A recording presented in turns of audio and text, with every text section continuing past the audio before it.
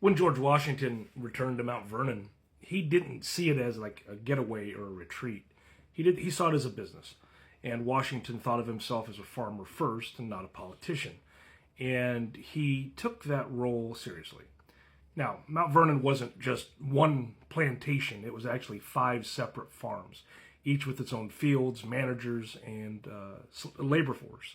Washington recorded a record of everything. He had tracked everything: crop yields, expenses, weather patterns, labor output, and he filled notebooks with numbers and constantly looked for ways to improve efficiency. One of his biggest challenges was abandoning tobacco. Tobacco just wore out, it exhausted the soil, and it depended heavily on overseas markets.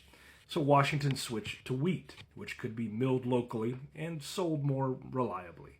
He built grist mills, he invested in fisheries, he expanded livestock operations, so really nothing was left to chance.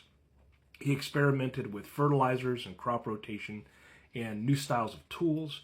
He stayed read on agricultural manuals, the way other men would read, for enjoyment, And Mount Vernon became one of the most productive estates in Virginia.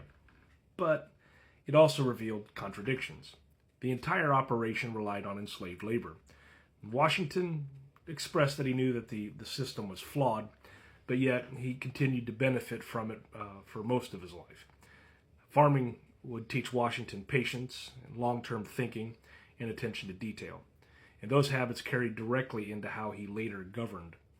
And long before he led a nation, Washington was learning leadership by managing land and labor and risk at Mount Vernon. And in my next episode, I'll talk about Washington as an enslaver. Thanks for watching.